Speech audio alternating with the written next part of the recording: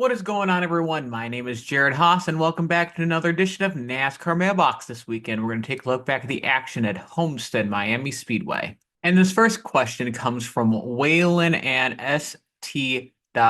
Mathless Dad 35. They ask, "What's wrong with Chase Elliott? He was on the same pit strategy as Larson during stage one. They came out of the pits together, and Kyle took off, and Chase was stuck. It seems even with a good track position, he doesn't have the speed. I know it's still early, but they need to figure it out." Definitely a frustrating turn of events for Chase Elliott when you have a driver from the same team with Kyle Larson. You follow along with the pitch strategy, which seemed to be the winning pitch strategy to get yourself up front. Larson was up there, was able to have the speed, but Chase Elliott wasn't. The tough thing is, your initial thoughts are going to go with crew chief change, right? Because speed is initially built at the shop.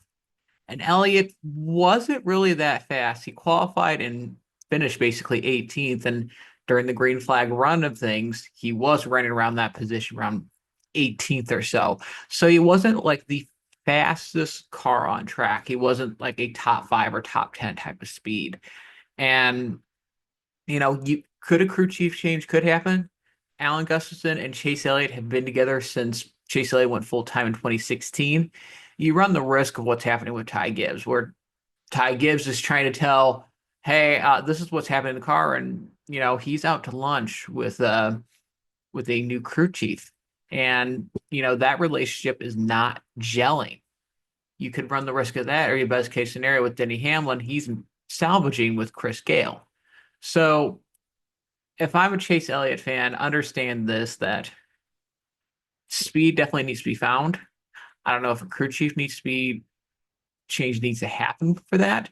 You run the risk of, losing that chemistry that Chase and Allen have had for almost a decade.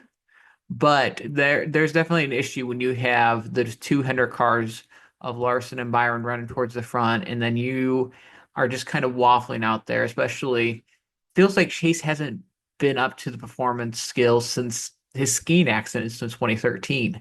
I don't know if that really changed his driving mentality with that, but it's definitely been a result effect where he hasn't gone over the edge and captured those wins, what he was doing when he was 2019, 2020, 21, and into 2022.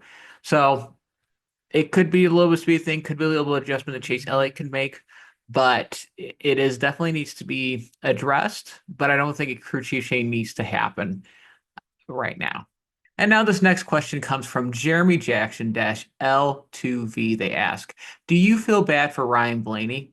Ryan Blaney had a unfortunate end to the race at Homestead where he blew up as being one of the fastest cars on Sunday and has a stretch of 3 straight finishes of failing to finish. Ryan Blaney, though, is still 10th in points, and he is 32 points above the cut line right now. And it's just a bad luck stretch. Penske has shown the speed, and Blaney has scored all those stage points. And that's the reason why, even though he hasn't finished half the races, he's still in the top 10 of points because he scored all those points, stage points, when, you had that wreck at Las Vegas for that engine issue. He still scored points.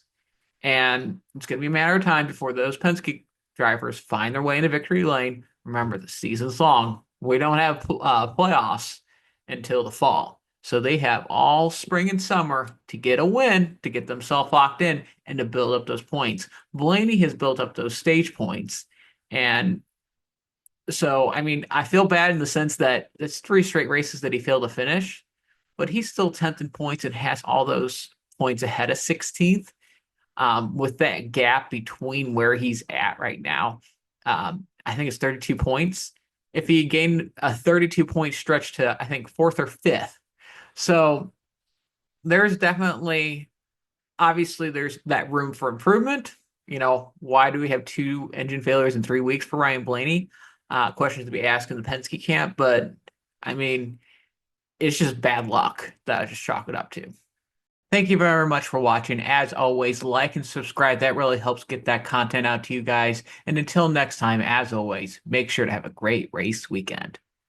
Steven Stump of FrontStretch.com here. Come back for more great racing videos, and if you like us, don't forget to hit that subscribe button.